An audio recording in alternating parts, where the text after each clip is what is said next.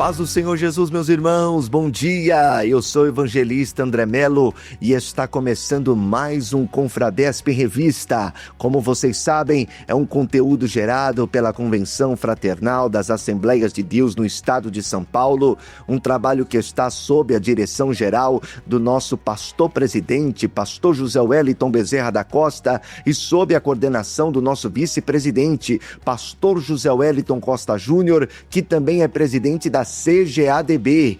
Eu aproveito o momento para cumprimentar toda a diretoria da nossa convenção e também saudar toda a diretoria da nossa igreja, Assembleia de Deus, Ministério do Belém. E a você que está nos assistindo pelo canal da Confradesp no YouTube ou está sintonizado na rádio, a DFM 88.7, é uma alegria ter a sua audiência. E hoje a expectativa é muito grande para o programa, porque temos a honra de receber o pastor Jairo Jacinto, pastor atualmente setorial em Parque São Jorge, setor 122. Pastor Jairo, que alegria te receber, seja muito bem-vindo ao Confradesp em Revista.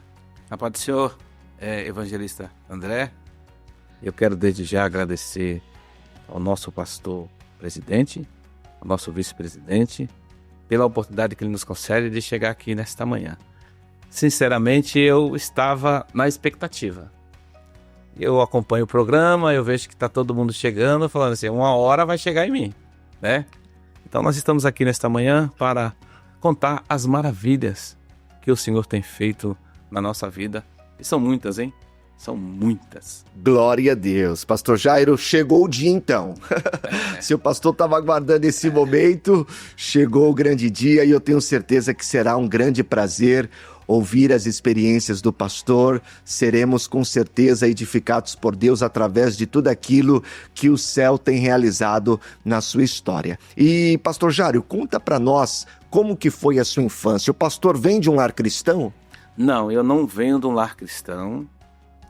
E o evangelho, ele chegou na minha família através do meu avô e por intermédio de uma enfermidade que um tio meu chamado João Batista tinha. Então o meu avô é oriundo de Minas Gerais, chegou aqui em São Paulo. Na época, quando ele chegou, ele já deveria ter todos os filhos, porque a minha mãe já era casada. E meu avô muito católico, né? Minas Gerais, muito católico, toda a família católica. E o meu tio João, ele adoeceu, uma doença tuberculose e não sarava por nada. Não sarava. E naquela época, você sabe, né? Muita gente morria com essa doença. Sim. E meu avô começou a trabalhar aqui em São Paulo, na Antártica, que era aqui na Moca. Sim, me lembro. Meu pai também trabalhou lá na Antártica. Ele trabalhava. Meu avô era pedreiro e ele fazia os fornos. Meu avô fazia os fornos. E ele recebeu um convite para visitar a igreja. E ele conta que naquele dia ele foi e meu tio já estava desenganado. E ele fez um negócio com Deus. Se Deus curasse o meu filho, ele ia servir o Deus dos crentes. E assim aconteceu. Ele foi para a igreja, congregação de Jardim Goianazes. O pastor saudoso, o pastor Lorival, que já dorme no Senhor há alguns anos. E meu avô aceitou o Senhor Jesus, e fervoroso, alegre. E não demorou muitos dias, a minha avó também aceitou o Senhor Jesus. Glória a Deus. E o Senhor curou o meu tio, João, que é pastor hoje da igreja O Brasil para Cristo. Que bênção. Então, assim, Deus trabalhou de uma maneira extraordinária. Meu avô foi o primeiro a receber o Senhor Jesus, um diácono, mas um diácono cheio do Espírito Santo. Glória a Deus. Um diácono fervoroso, um diácono que evangelizava aonde ele chegava. E eu, no mundo, eu vou crente, minha avó crente, minha mãe crente, E eu não queria saber de Jesus de jeito nenhum. Não queria saber de Jesus de maneira nenhuma. E meu avô muito sábio, meu avô morava aqui, eu morava do lado. E meu avô estava sempre me evangelizando, sempre falando comigo, sempre falando de Jesus para mim. E meu avô tinha uma qualidade muito grande. Como a minha casa era aqui do lado da do meu avô, Sim. toda madrugada ele orava para Jesus salvar os netos. E a gente ouvia a oração dele. Glória a Deus. A gente ouvia toda madrugada, toda madrugada. Jesus salva meus netos, Jesus salva meus netos. Jesus não deixa meus netos viver sem salvação, morrer sem salvação. Salva meus netos, Jesus estava salvando. E Jesus começou a salvar. Oh, glória. Na minha casa nós somos em 8. Eu fui o último. Então foi o que mais deu trabalho.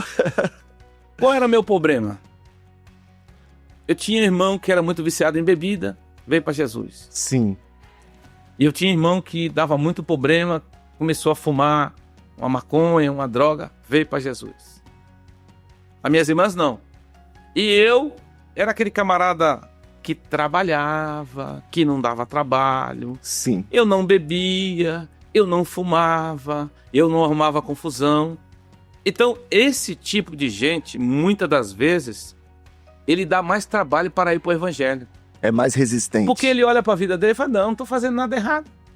Eu não bebo, eu não fumo, eu não uso droga, eu não roubo. Porque naquela época tinha muito isso, né? Sim. Era muito os ex. Você é o quê? Ex-drogado. Você é o quê? Ex-traficante. Você é o quê? Ex-viciado. Tinha muito ex naquela época. Eu levava a minha vida. Nós tínhamos uma vida muito difícil. O meu pai era um homem muito viciado em jogo. Naquela época, meu pai ganhava muito dinheiro. Ele era pedreiro aqui em São Paulo. E naquela época, pedreiro ganhava dinheiro igual água. Sim. Meu avô também era pedreiro. Então, meu avô cuidava dos seus 10, 12 filhos. Meu avô criou 2 netos. E ele ainda socorria nós, ainda que éramos em 8. Porque o meu pai ganhava dinheiro, mas o dinheiro que ele ganhava ficava no jogo e na prostituição. Meu pai nunca... Meu Deus. Meu pai só aceitou a Jesus no final da vida. Sim. Então, quem cuidava de nós era o meu avô. E nós fomos crescendo naquele ritmo. E aí eu comecei a trabalhar muito cedo, engraxando sapato. Naquela época tinha muito de engraxar de sapato. Comecei a ganhar meu dinheiro, Deus foi me abençoando materialmente. Eu comecei... E eu não queria saber de evangelho, porque minha mãe estava no evangelho. Meu pai não aceitava Jesus. Não tinha mudança de vida. Então eu não queria saber de evangelho. Mas o meu avô orava para que o Senhor Jesus Glória a Deus. salvasse todos nós. E Deus ouviu a oração do meu avô. Glória a E Deus. foi salvando. Eu tinha um primo que ele era muito viciado em maconha. Era trabalhador, mas era muito viciado em maconha. Hoje ele é pastor. Dirige uma congregação enorme lá no setor de Guarás. Meu irmão, pastor. Então, aquela oração do meu avô, ela foi ouvida. Jesus foi salvando. Hoje, na nossa família, nós devemos ter faixa aí entre neto e bisneto, uns 120. Sem exagero, 90% está na igreja. Glória a Deus. 90%. E aí eu vou dizer para você, a diferença que faz em uma família de um homem de oração. Glória a Deus. Meu avô, o Senhor recolheu ele era um diácono, mas era um diácono fervoroso e um homem de oração. Podia fazer sol, podia fazer chuva. 3 horas da manhã, ele estava orando. Morreu assim. Meu avô, na verdade, é o meu maior exemplo do que é servir a Deus. Meu avô nunca quis carne. Meu avô nunca quis ser mais do que um diácono. O meu avô nunca quis mais nada a não ser servir. A maior alegria dele era servir a igreja. Fazia de tudo. Servia a igreja de tudo enquanto era maneira.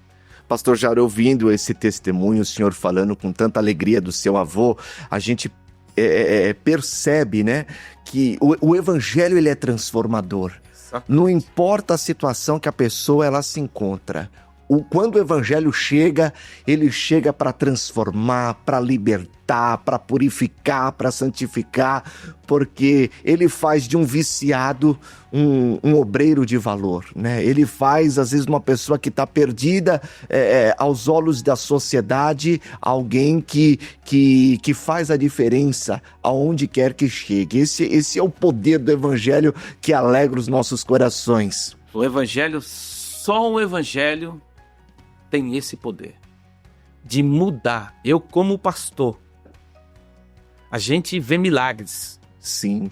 E a gente se alegra com os milagres.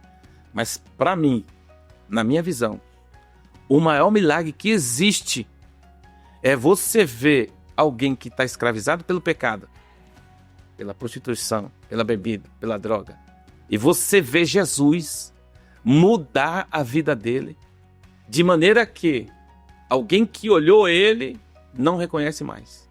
Mudar, a mudança de vida. Você acompanhar a mudança de vida do irmão que aceitou Jesus, que se transforma, que começa a buscar Deus, que começa a ser transformado. E, através dele, a família é transformada. O evangelho é o único recurso Glória a Deus, que tem esse poder para transformar.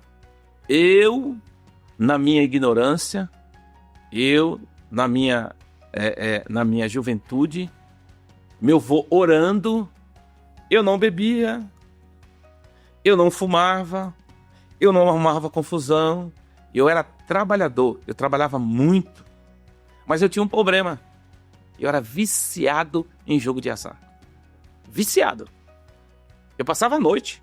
Meu Deus. Eu nunca suportei cigarro. Sim. Mas as mesas que eu ia, todas elas tinham cigarro. E eu passava a noite toda.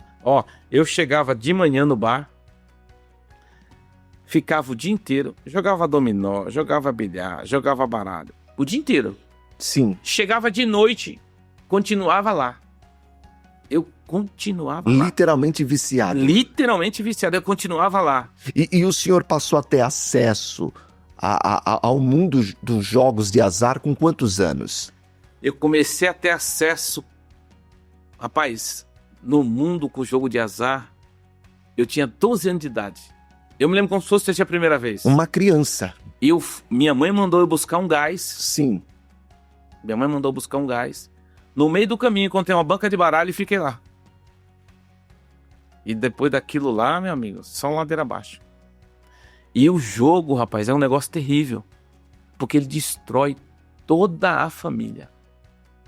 Eu ganhava muito dinheiro, mas o dinheiro ia pro jogo. Imaginou, o camarada chega de manhã, fica o dia inteiro, passa a noite. O bar fechava. E aí tinha uma casa lembro como se fosse, o nome dele era Tilico. Era de frente ao bar. Rapaz, e é um negócio tão triste, porque o meu pai, ele era dessa casa de jogo. Meu pai, ele era viciado em bingo. Aquele bingo de cartela. Sim, sim. Eu aprendi a jogar aquilo ali, o bar fechava. Pra onde eu ia? Pra casa desse Tilico. Jogar junto com meu pai. Então, tudo aquilo que eu abominava, tudo aquilo que eu não queria, porque eu via o meu pai fazer, a gente sofria com aquilo, eu estava entrando pelo mesmo caminho. Pelo mesmo caminho. Pastor Jair, agora me permita perguntar para o pastor, por quê? Às vezes a pessoa ela é viciada em drogas, porque as drogas, às vezes, ela dá um alívio momentâneo. Ali, enquanto tiver o efeito da droga, a pessoa sente um alívio, passou o efeito da droga, a vida continua pior do que estava. A bebida é da mesma forma. A pessoa busca para receber ali uma alegria momentânea, passou o efeito, acabou tudo.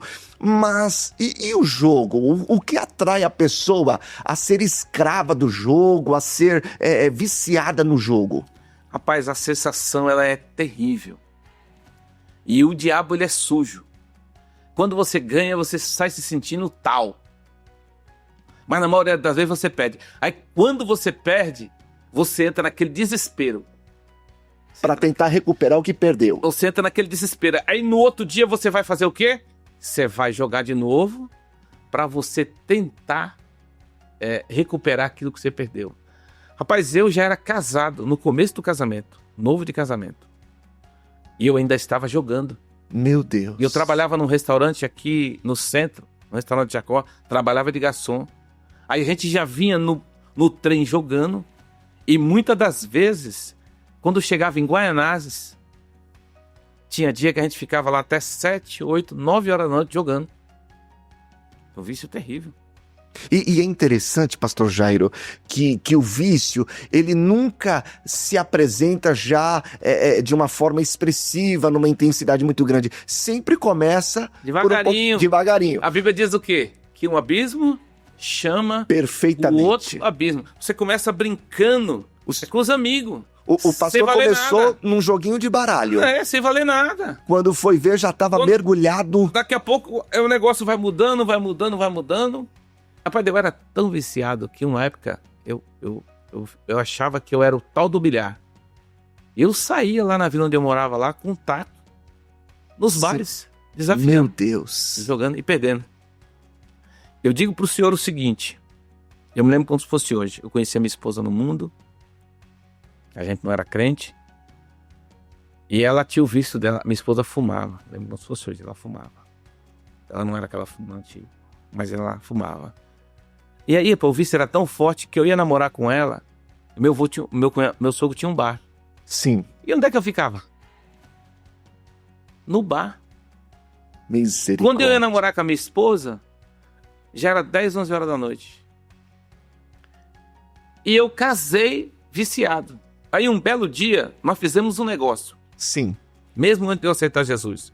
Uns 6 meses antes de eu aceitar, eu falei assim, falei pra ela, você para de fumar, que eu paro de jogar. Fizeram um acordo. Fizemos um acordo. E isso aí já era Deus trabalhando. Minha mãe orando, meu avô orando. Porque eu era casado, eu não tinha aceitado a Jesus, mas eu ia para a igreja no domingo. E eu chegava na igreja no domingo, quem me via achava que eu era crente. Porque eu aprendi. Eu chegava na igreja, como é que eu fazia? Chegava na igreja, eu dobrava o meu joelho, igual crente. Sim. Assistia o culto, a palavra de Deus vinha, o pastor Tibus fazia aquele apelo, ele falava, é hoje, Jairo. Ele não era. Eu ficava naquela. Voltava, e aí Deus foi trabalhando, de maneira que o coração foi mudando, os pensamentos foram mudando. Eu fiz esse acordo com a minha esposa, nós mantivemos o acordo, e aí a minha cunhada, ela aceitou Jesus numa igreja bíblica congregacional, que é tipo uma igreja batista. Sim. É tipo uma igreja batista. Essa igreja ela é muito forte lá na Bahia. E aí ela naquela alegria do novo convertido você sabe, né? Ele aceita Jesus e quando a alegria do Senhor Jesus entra na vida dele, ele quer levar a família toda para Jesus. É algo lindo. Às vezes eu fico olhando assim, por isso que quando o João vai escrever para Efésios, ele diz assim, tenho contra ti que deixaste o teu primeiro amor. Mas aquela alegria, aquele gozo da alma, Jesus entrou na sua vida, te libertou de tudo que não prestava e agora você tem muita alegria. E aí ela nos convidou para um retiro. Ainda falei para ela assim, mas nós não somos crentes. Eu falei, não, mas nós vamos fazer um trabalho numa casa de recuperação e vai todo mundo. Vai gente que é crente, vai gente que não é crente.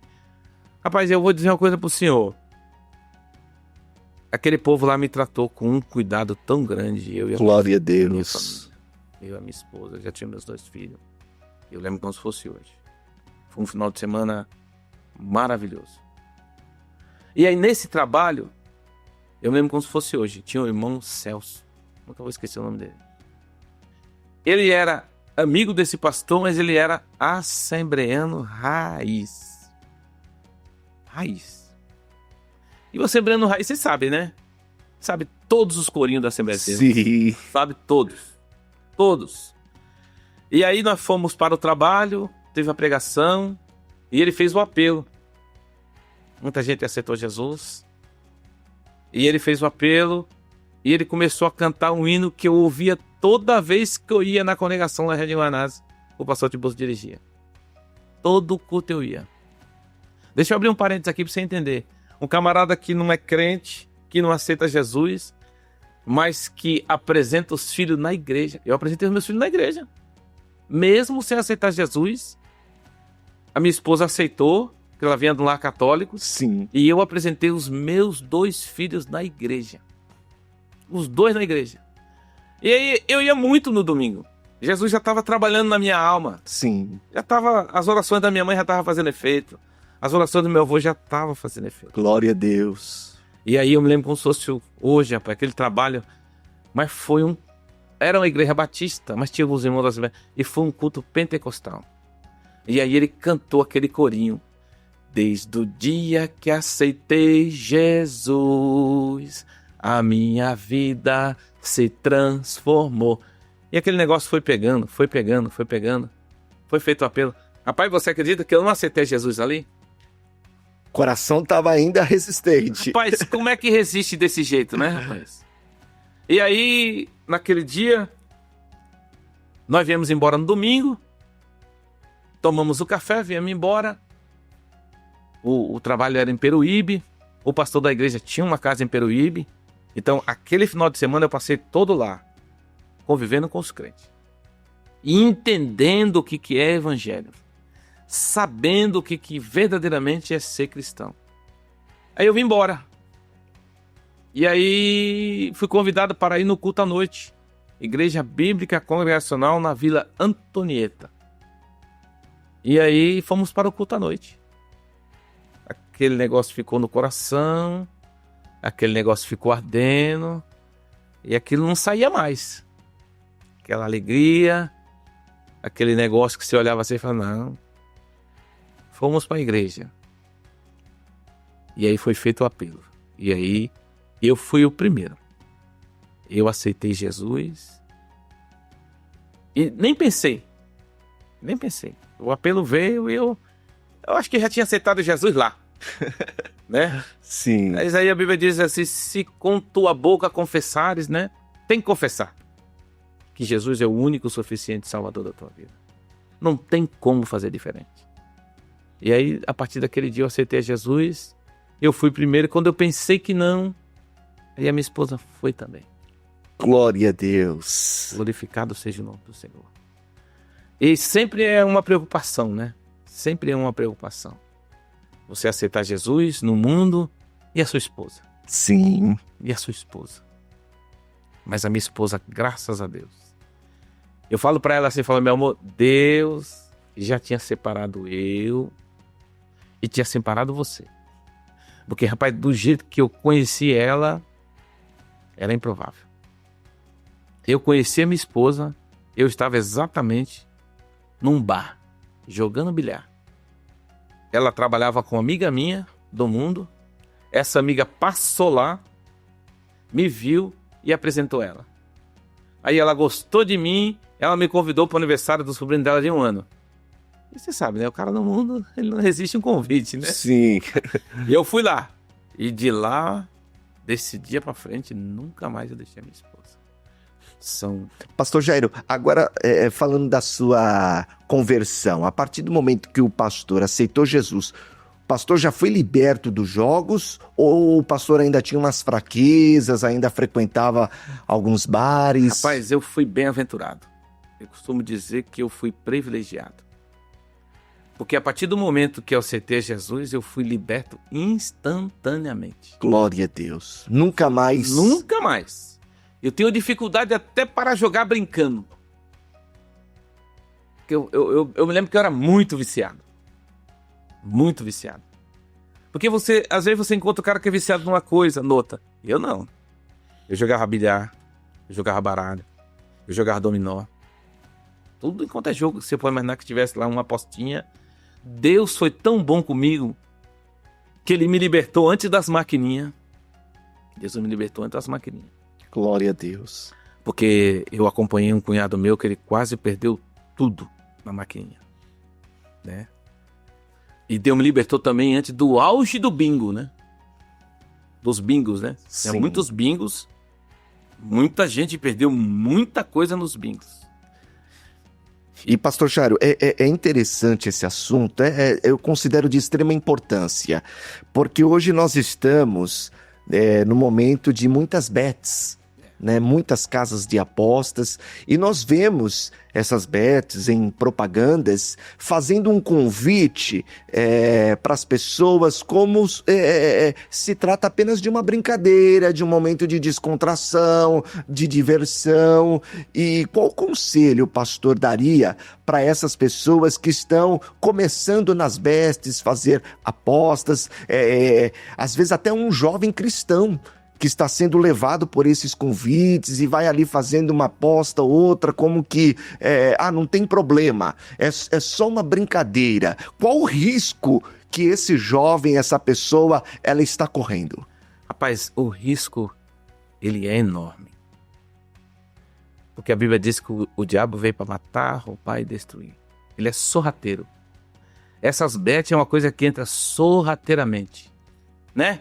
É um joguinho de futebol, às vezes o cara gosta do futebol, e aí ele vai lá, aposta no futebol. Mas a Bíblia diz que um abismo chama o outro abismo.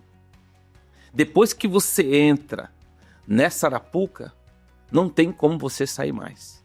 E não tem bom, viu? Não tem bom para o vício. Só a pessoa verdadeiramente reconhecer a sua condição e pedir a misericórdia de Deus para que o Senhor possa entrar. Porque caso contrário, tem gente perdendo muito dinheiro. Eu estou com um amigo meu, o filho dele desviou, sem brincadeira nenhuma. Nessa brincadeira de bets, ele já perdeu quase 300 mil reais. Misericórdia. Desviado. Porque o negócio é muito rápido, né? O negócio é ligeiro demais. É muito pior do que na minha época do jogo de azar. Por isso que eu falei pra você que Deus teve misericórdia de mim. Sim. Porque quem é viciado em jogo, ele não aguenta. É igual a droga. Não tem diferença nenhuma. Você não consegue se desprender daquilo. Você não consegue, daquilo. não. É mais forte que você. Às vezes eu vinha do serviço no trem e falava, não, hoje eu não vou jogar. Mas aí quando eu entrava no trem, no vagão, o pessoal já tava lá. Não vai Meu hoje, Deus. já. Eu segurava, aí daqui a pouco saía um e eu entrava. Aí pronto. E é aquele negócio, o adversário é sujo. Com certeza, no caso das bets, quem começou no início ganhava alguma coisinha. Porque o adversário sabe como trabalhar. O diabo coloca um melzinho. Coloca o melzinho, né? Você não perde sempre, você começa bem, você começa se achando. Eu tava achando que eu era tipo o Rui Safel do bilhar. E aí eu ganhava de um, ganhava do outro, até um belo dia que eu fiquei jogando o dia inteiro. E se fosse dinheiro de hoje, eu era solteira hoje. Mas naquele dia eu devo ter pedido dinheiro de hoje fácil, uns 100 mil reais. Misericórdia. E aí eu venho de uma família simples, muito necessitada. Esse dinheiro ia fazer muito bem para minha família, mesmo eu sendo solteiro. Mas o vício é isso aí. Qualquer vício que você imaginar, a pessoa não sai do vício não é porque ela é sem vergonha. É porque o vício é o vício mesmo. Dá aquela adrenalina, dá aquele negócio que você não consegue ficar sem. Por isso que eu disse para o Senhor, só o Senhor Jesus para libertar o homem e a mulher. Aí a Bíblia diz assim, se o Filho do Homem vos libertar, verdadeiramente sereis Glória livres. a Deus. Glória a Jesus, Deus. quando liberta, liberta mesmo. Eu creio. Jesus, quando transforma, transforma mesmo. O Evangelho é o poder de Deus. Eu creio. Não tem nada. O camarada entra numa casa de recuperação de tratamento, ele vai tomar remédio, ele vai ficar paliativo. Tô com um caso agora que o jovem ficou 6 meses internado. Lá tava uma bênção. Tava uma bênção lá. 6 meses, a família bancando. Saiu com 15 dias, já entrou na droga. Porque só Jesus que liberta. Sim. E o adversário da nossa alma, ele sabe disso. Só Jesus é que pode libertar. Aqui é um ex-viciado em jogo. Se Jesus não me liberta, eu não teria nem família. Eu tenho certeza absoluta. Porque que mulher que quer um homem viciado?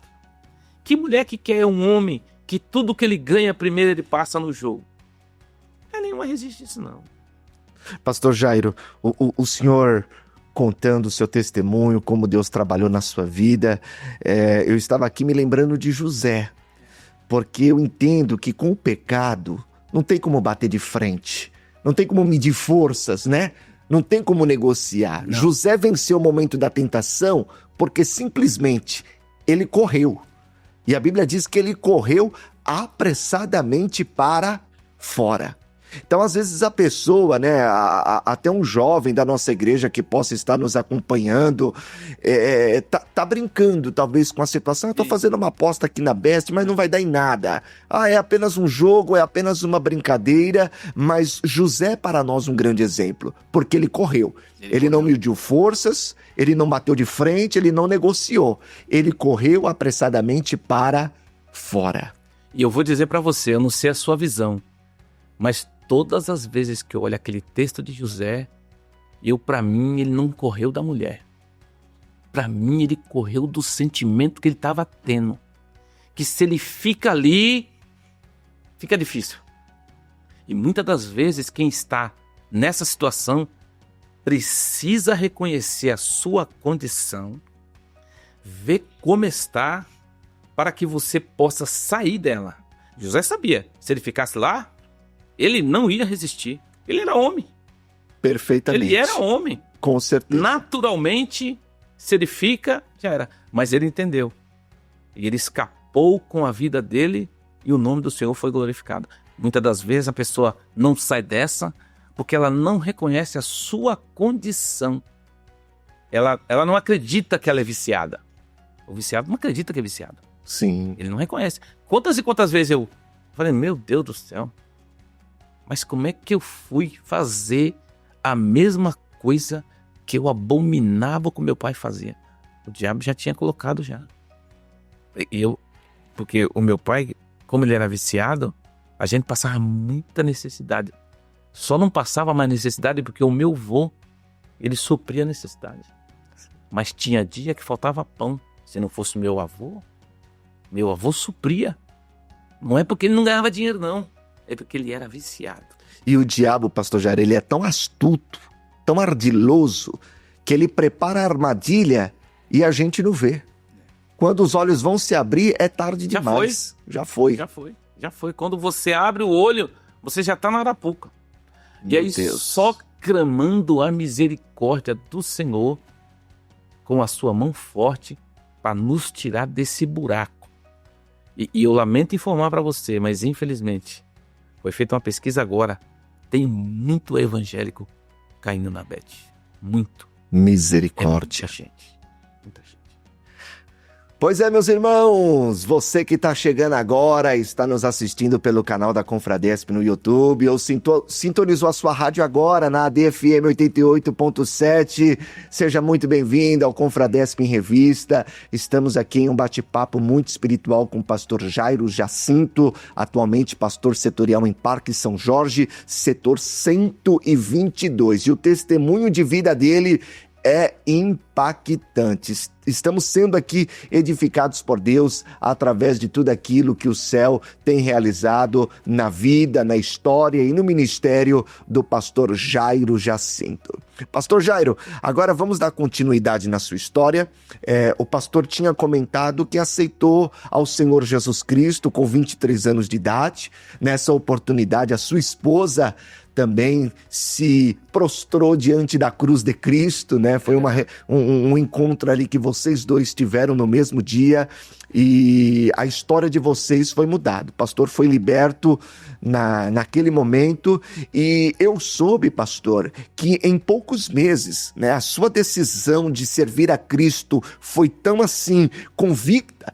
Em poucos meses o pastor já estava se batizando nas águas. Exatamente. Em poucos meses eu já estava batizando nas águas. Já estava decidido mesmo a entregar a vida para Cristo. E eu me batizei aqui no Belenzinho. Lá na Conselheiro? Na Conselheiro Cotegipe. Que bênção, pastor. Eu imagino que hoje para o pastor, todas as vezes que está na sede da nossa igreja, passa um filme. E naquela época, infelizmente... Não tinha, que nós tínhamos hoje as fotos, né? Então não tenho foto nenhuma daquela. Mas ainda tenho o meu cartão ainda de membro com a data do batismo ainda.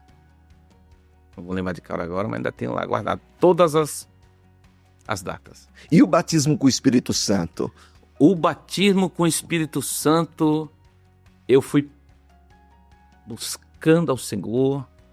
E naquela época eu não sei se você lembra, mas naquela época nós tínhamos muita vigília. Se você for pensar aí, há 32 anos atrás, era muita vigília. E lá em Guaianazes existia um irmão que dirigia uma congregação, o irmão Osmar, que é a congregação da Serra d'Água. Lembro como se fosse hoje. Ele tinha família lá em Embu.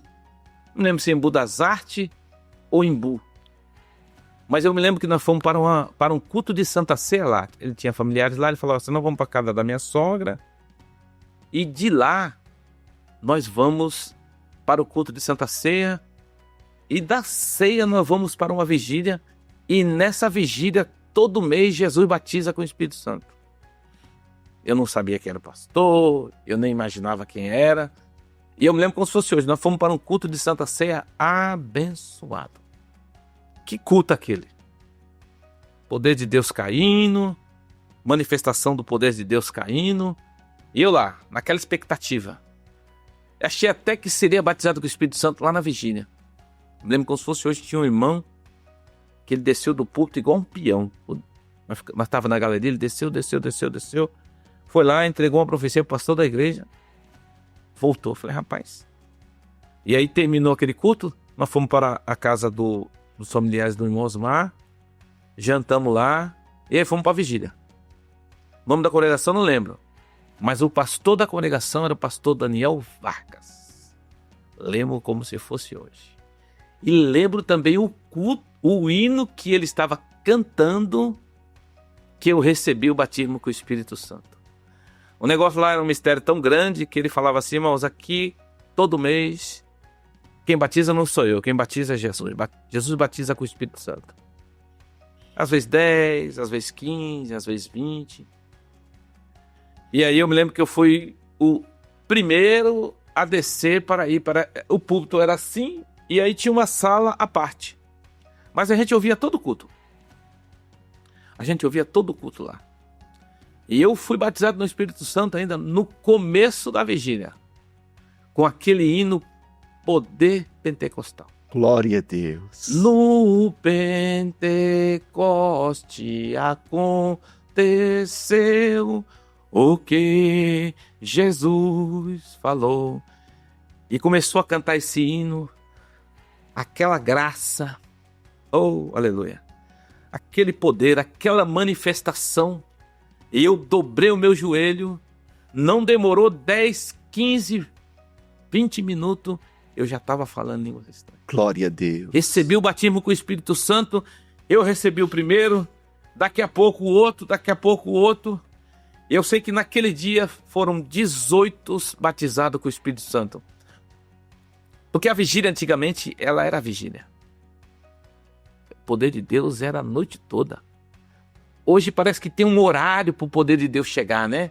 Não. O poder de Deus já chegava quando você já estava na oração da vigília. Glória a Deus. Você já via aquele poder, aquela graça. Você já via aquele diácono que ele ficava cuidando da igreja, mas ele ficava a igreja toda andando e orando e falando em línguas estranhas. Porque diácono naquela época que não falava em línguas estranhas não era diácono. E aquele poder, aquela graça, e a igreja toda envolvida. A igreja toda envolvida. E quem era batizado com o Espírito Santo, normalmente, naquela época, todos os lugares que eu vi, falava em línguas estranhas a noite toda. Não conseguia desligar do céu. Era uma afiação tão extraordinária que você fica olhando assim e você fala, meu Deus do céu, nós vivemos o auge desse negócio. 5 horas da manhã acabou a vigília. Eu fui embora falando em línguas estranhas. E não teve jeito. Dali pra lá nunca mais parei de falar. Glória a Deus. Nunca mais parei de falar. Porque hoje tem uns batismos com o Espírito Santo. Que o irmão recebe batismo com o Espírito Santo e não fala mais. Que batismo com o Espírito Santo é esse? Que batismo com o Espírito Santo é esse? Quem recebe esse poder, quem recebe essa graça, nunca mais para de falar. Glória a Deus. Nunca mais para de falar. Às vezes, dependendo da situação, você segura, você fala baixinho, mas parar de falar de maneira nenhuma. A chama nunca mais se apagou no coração do pastor. Nunca mais se apagou. Nunca mais se apagou. Que maravilha. Eu costumo dizer, irmão, eu sou belenita original. É o tutano. Daquele mesmo que gosta do fogo. Eu gosto ainda de ver o crente... Não, para mim, não tem coisa mais bonita do que um crente cheio do Espírito Santo. Glória a Deus. Cheio. Eu cansei de ver irmãos que iam louvar o Senhor e no meio do hino começava a louvar ao Senhor em línguas estranhas. Coisa linda. Línguas estranhas. Você via aí o poder de Deus descia sobre a igreja. Porque eram pessoas que verdadeiramente tinham uma vida de comunhão com Deus, de maneira que quando ele abria a boca, o Espírito Santo de Deus tomava a vida dela e a vida dele de uma maneira extraordinária. Então, o batismo com o Espírito Santo, e essa foi a minha dificuldade quando eu me converti.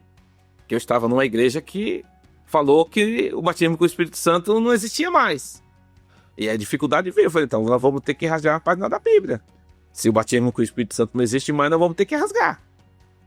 E aí a dificuldade começou aí. E aí foi quando o senhor veio para o Ministério do Belém. Quando veio para o Ministério do Belém. Glória a Deus. E eu ouvi o meu avô, né? Sim. O meu avô era um diácono fervoroso. Ele orava e ele não estava nem com os vizinhos. Ele orava a madrugada toda falando em línguas estranhas. Glória a Deus. Então, eu já sabia o que era línguas estranhas. Eu sabia o que era isso aí. Pastor Jário, para muitos que estão vendo o pastor agora, te assistindo pelo canal da Confradesp ou ouvindo o pastor pela rádio ADFM 88.7 e outros irmãos que te vêm aqui pela sede do Belém, nas reuniões de obreiro, escola bíblica, vê o senhor como um rosto novo, né, entre os pastores setoriais. Mas o pastor tem uma história no nosso ministério. O pastor já dirigiu muitas congregações, né? Vila São José, eu fiz aqui a anotação de algumas, 1º de Outubro, Vila Cosmopolita, Congregação Celso Garcia, já passou até pela Umadeb, né? E hoje o pastor setorial ali em Parque São Jorge. Conte para nós como que foi, pastor, porque até então pastor dirigindo congregações, mas agora o ministério te chama para confiar essa grande responsabilidade, que é estar à frente de um setor. Como que foi esse contexto? Rapaz, eu dirigi a congregação de São José porque eu tive um problema na minha casa em Guaianazes. Eu morava numa casa que eu construí, mas ela era perto de um rio. A prefeitura não canalizou, a minha casa acabou caindo. E eu era diácono ainda. Eu era diácono da igreja. Quando eu cheguei no setor 102, que é o setor do Brás, que essa congregação faz parte do setor 102 do Brás. Até hoje. Até hoje ela é ligada. O Brás é aqui, mas a congregação é lá no Artrovim. Sim. Que era perto de onde eu morava. O pastor Tiburcio, que era o pastor do setor, ele assumiu, eu congregava com o pastor Paulo, e o pastor Tiburcio já me conhecia, e o pastor Tiburcio saiu. Ele foi transferido do setor do Brás para o setor de Vila Formosa. Quem assumiu lá foi o pastor Jabas Ramires. O pastor Jabas é o nosso gerente de produção da Casa Publicadora, CPAD. E aí ele me convidou para dirigir essa congregação de Vila São José, que é exatamente dentro de uma comunidade. Literalmente. Eu me lembro como se fosse hoje. Quando eu chegava na ponta da comunidade, que o povo estava na rua, né, naquela bagunça, eu nem sabia quem era, mas tinha um camarada lá em cima, que ele dava um grito bem alto. Abre a rua para o pastor passar. O camarada já sabia que eu era o pastor, e eu nem sabia quem era. Nem sabia quem era. E assim, fui dirigir essa congregação dentro de uma comunidade, mas todo receoso, né? Primeira congregação, dentro de uma comunidade. Do lado da igreja, era uma boca. Os caras vendiam droga lá. Então aparecia gente de tudo enquanto é jeito que você pode imaginar. E aí nós recebemos esse convite, essa incumbência. Eu me lembro como se fosse hoje. Uma congregação que era pequena. O culto de ensino lá era para 10, 12 pessoas. 10, 12 pessoas. E eu fiquei nessa congregação aí quase 4 anos. E Deus foi nos abençoando lá.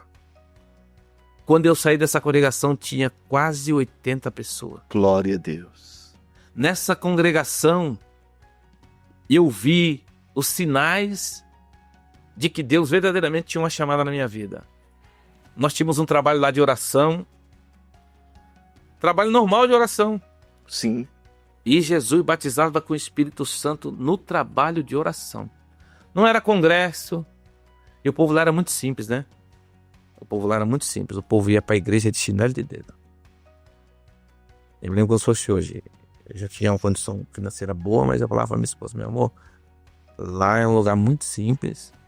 Então a gente tem que tomar cuidado com a gente anda para a gente não espantar o povo não achar que a gente, né?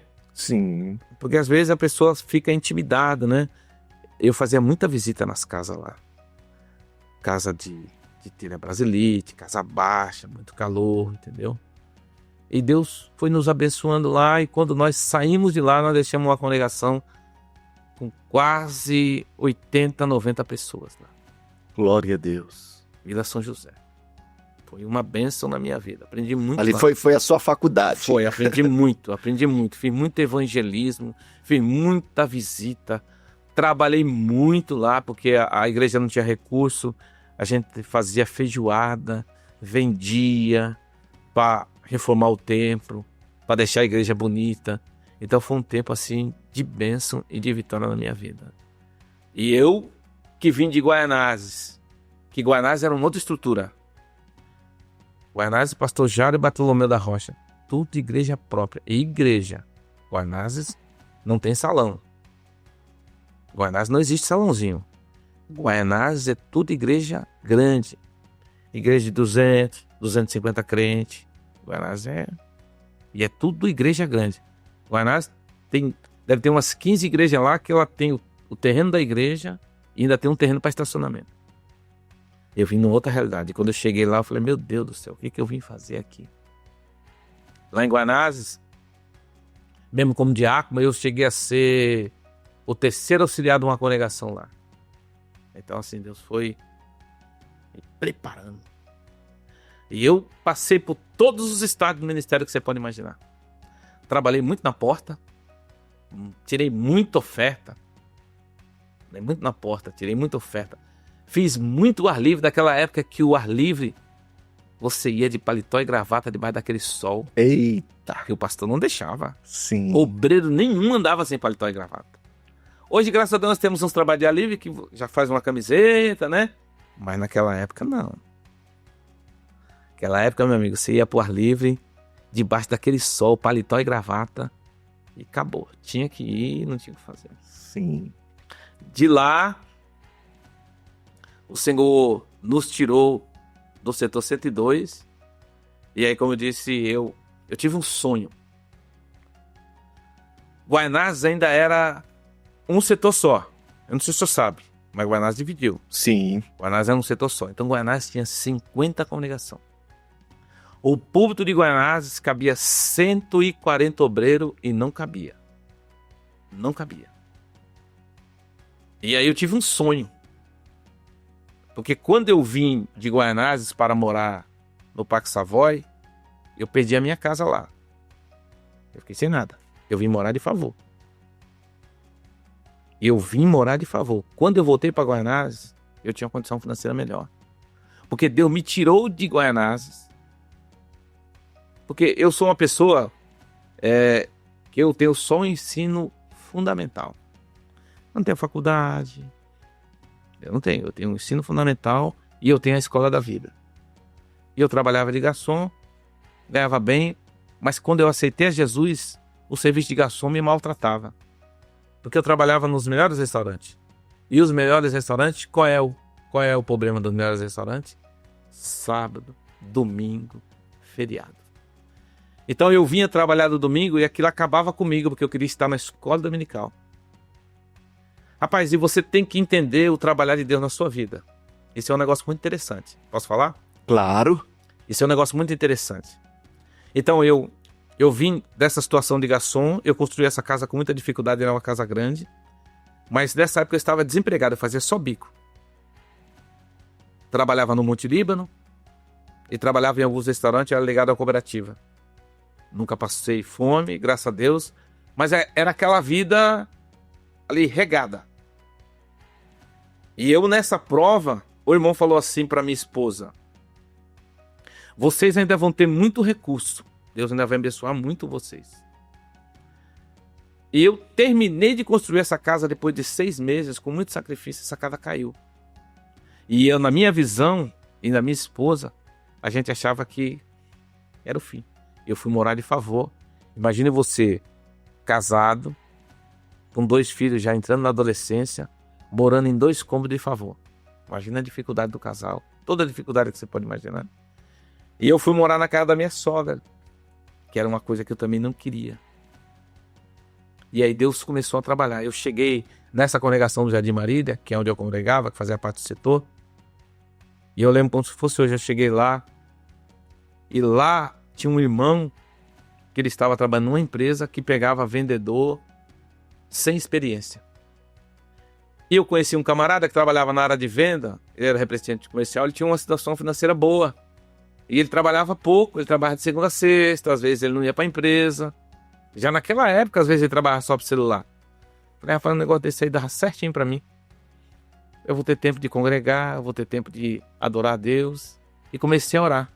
E Deus tirou a minha casa, que eu demorei quase 3 anos para construir. Construí com as minhas próprias mãos. Eu e meu avô ainda era vivo. Me tirou. A casa literalmente, André, caiu. Só ficou a parte da frente.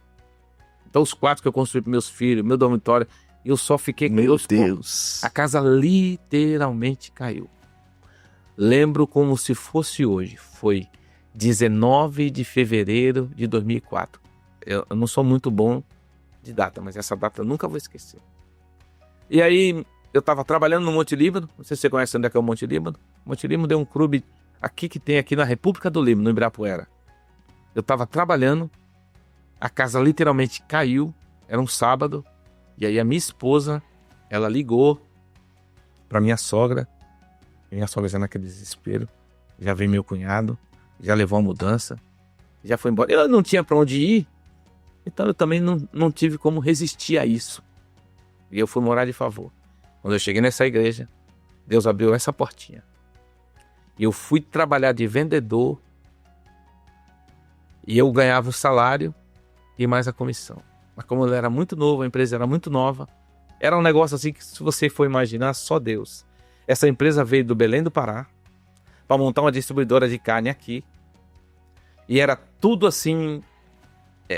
o escritório deles era na Santa Rosa e eles faziam tipo a pré-eleição, o começo do dia, na Santa Rosa, na rua. E eu comecei a trabalhar nessa empresa e aí, como o salário era pouco, mas eu queria entrar na venda, eu continuei fazendo os bicos e trabalhando de empregado. Eu me lembro como se fosse hoje, a minha primeira comissão nesse lugar foi R$7. R$7 de comissão. E mais um salário como se fosse hoje um salário mínimo. Um pai de família não tem condições de sobreviver com isso. Sim. E aí eu comecei a trabalhar. Deus foi abençoando a venda. A empresa cresceu. Ela mudou para Lapa. Eu fui para lá de vendedor, mas daí 3 meses Deus foi me abençoando. Eu mesmo sei estudo, porque eu só tenho um ensino fundamental completo. Não tenho um ensino médio, não tenho nenhuma graduação. É a graduação da vida. E aí, com pouco tempo que eu estava lá, Deus abriu uma porta para me trabalhar de supervisor de venda. Então aquele camarada que era desempregado, Sim. sem casa, ele ficou, agora ele era supervisor de venda. Ele tinha uma equipe de venda na Zona Leste para coordenar, sem nunca ter estudado nada. Glória a Deus. As coisas já começaram a melhorar. E aí Deus foi abençoando. Eu ainda continuei morando de favor na minha sogra. E com 2 anos e pouco que eu estava nessa empresa, essa empresa foi vendida. E a proposta era essa: nós vamos pagar, mas nós vamos pagar na justiça. Então, a porta lá se fechou. E aí, quem comprou a empresa era em Cotia. A proposta em Cotia era o seguinte: o cara comprava a empresa, ele comprou toda a operação comercial. Nós fomos para Cotia, mas chegamos lá no final do ano, não conseguimos vender nada, a maioria dos supervisores foi embora. E aí Deus cuidou de mim de novo, Deus preparou um gerente lá da congregação cristã. Rapaz, e não é que deu comunhão entre mim e esse homem? Ele falou assim: Jara, não vai embora, fica aqui que Deus vai te abençoar. O doutor Luiz é um homem muito bom e nós vamos fazer isso aqui crescer. Rapaz, e aconteceu exatamente desse jeito. Glória a Deus. Sabe o que foi que eu fiz? Eu acertei com aquela empresa, recebi a indenização. Eu lembro como se fosse hoje, eu tinha um cadete, lá na minha sogra Deus preparou, eu troquei por um terreno e comecei a fazer a minha casa. Então, quando eu cheguei nessa empresa, depois de 2 anos e 4 meses, o camarada que não tinha nada já tinha um terreno e já tinha condições do dinheiro que eu recebi do seguro-desemprego. Eu comprei a ferragem e comecei a construir a minha casa. Glória a Deus. Eu comecei a construir a minha casa. Deus, e de lá para cá, Deus não parou de abençoar mais. Deus começou a restituir tudo que havia se perdido. Que não tinha nada. Deus começou a dar mesmo.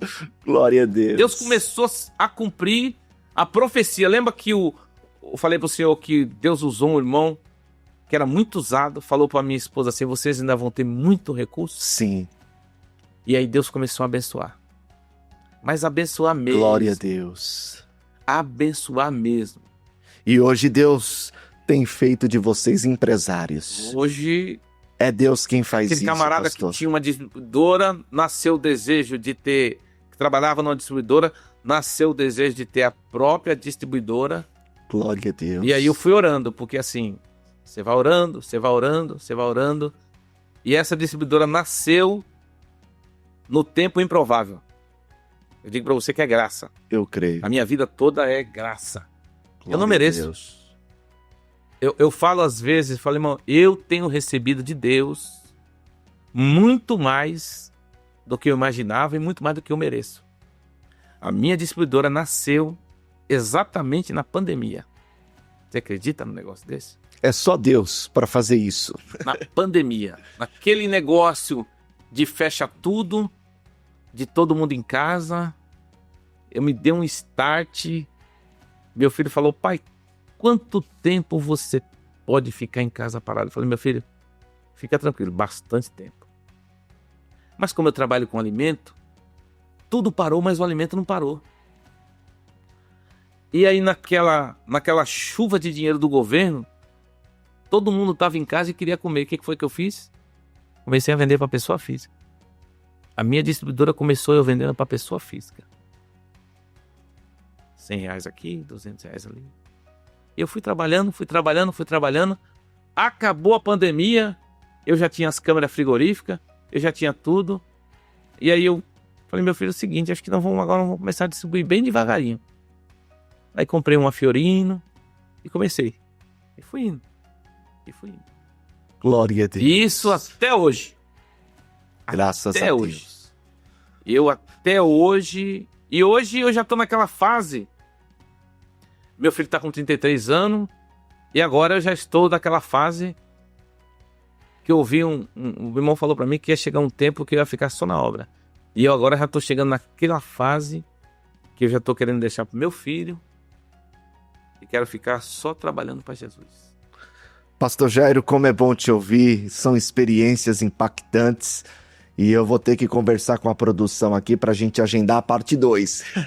Meu Deus do céu. Porque o tempo foi embora. O tempo já passou. Falei, meu Deus, já estamos há praticamente 1 hora aqui conversando. Parece que estamos há 15 minutos. Verdade. Mas com certeza o senhor vai voltar. Foi uma alegria te receber. Obrigado aí por ter aberto o coração para compartilhar conosco os testemunhos e as maravilhas que Deus tem realizado na sua vida. Mas para a gente encerrar o programa de hoje, eu gostaria que o pastor deixasse uma rápida palavra aos irmãos que estão nos assistindo e na sequência já nos abençoar com uma oração. André, eu que agradeço. Na verdade, a gente vem para uma entrevista, a gente não sabe como é que Deus vai nos direcionar. Sim.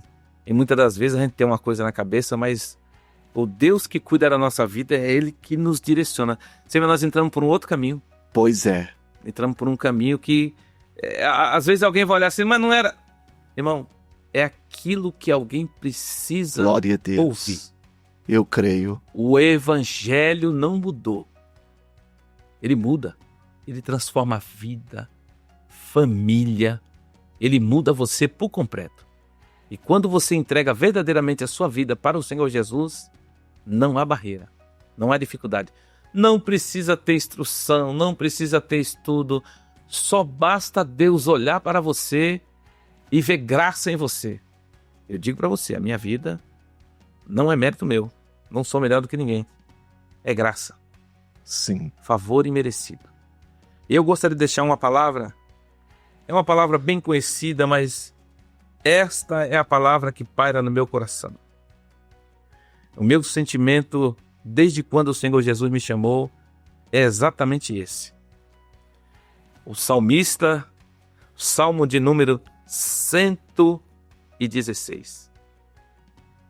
E o versículo 12. Esse é o texto que arde a minha alma. Eu verdadeiramente vivo isso aqui. Diz assim: que darei eu ao Senhor por todos os benefícios que me tem feito? E aí é uma pergunta.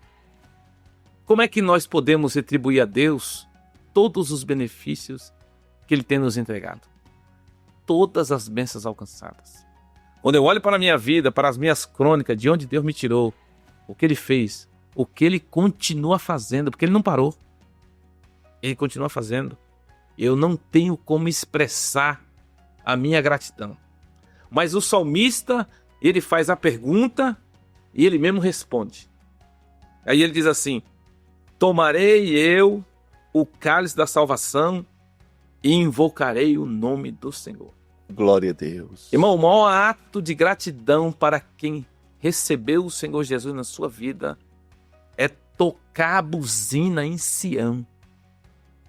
É não se envergonhar desse evangelho. É invocar o nome do Senhor enquanto Ele viver. É glorificar o nome do Senhor por aquilo que Ele é. Não por aquilo que Ele faz. É por aquilo que Ele já fez. Que o maior presente Ele deu. Imagina você, alguém como eu, que estava escravo do pecado. Algemado pelo pecado. Muitos anos. E o Senhor Jesus estendeu a sua boa mão de misericórdia sobre a minha vida e me tirou. Às vezes, muitas das vezes a pessoa vê um crente adorando a Deus, né? Porque cada um adora da sua maneira. Mas às vezes aquele que às vezes é menos espiritual um pouco, olha alguém que extravasa mais, né? Que fala mais alto, que pula, que marcha, e às vezes não entende. É porque ele não sabe de onde Jesus tirou ele. Quem sabe de onde Jesus tirou, não consegue ficar quieto. Não consegue ficar de boca fechada. Glória a Deus. Não consegue de maneira nenhuma. Quando você sabe de onde Jesus te tirou, e você olha o que Jesus tem feito na tua vida, é por isso que o salmista diz aqui, ó, a gratidão para os que, com Deus pela sua salvação. É gratidão mesmo. Então nós temos que ser gratos. Que Deus continue abençoando a sua vida, tá certo?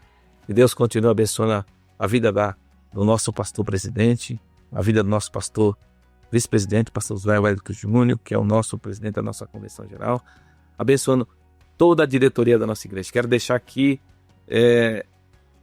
um adendo, a minha gratidão muito também pelo pastor José Roberto, que é quando eu tive o privilégio de cooperar com ele 4 anos, esse homem de Deus. E ele é que, através do nosso presidente, indicou o nosso nome para que nós estivéssemos hoje representando o nosso pastor presidente ali no setor 122. O pastor Zé Roberto, verdadeiramente, eu não poderia deixar. Tem muitos pastores que passam pela nossa vida. Eu poderia falar muitos. Sim. Pastor Jairo Bartolomeu da Rocha, que é mestre, Mas o pastor Zé Roberto, o tempo que eu fiquei com ele lá, eu aprendi muito, hein? É um grande amigo. Nossa, o pastor Zé Roberto é fora da curva. Pastor Jairo, nos abençoa com uma oração. Amém. Vamos orar? Querido Jesus, queremos te agradecer, Senhor, por tua bondade, por tua misericórdia, pelo tempo, Senhor, que o Senhor nos deu no dia de hoje. Queremos te agradecer, Senhor, pela vida do teu filho, pastor André, e toda a direção desse trabalho. Lhe pedindo, Senhor, que o Senhor continue com as tuas boas mãos de misericórdia estendidas, Senhor, sobre a vida dele e toda a direção, Senhor, desse programa. Que a boa mão do Senhor continue alcançando, Senhor, eles de maneira toda especial, estendendo, Senhor, por todas as suas famílias. Tudo isso, Senhor, nós te pedimos e já te agradecemos no nome de Jesus. Amém. Pois é, meus irmãos, estamos chegando ao fim, mais um Confradesp em Revista. Que manhã espiritual e edificante que tivemos na presença de Deus, ouvindo as experiências do pastor Jairo. E terça-feira que vem estaremos novamente aqui com mais um convidado especial e eu conto com a sua audiência. Que Deus te abençoe e lhe conceda uma terça-feira de bênçãos, conquistas e grandes realizações. Deus abençoe!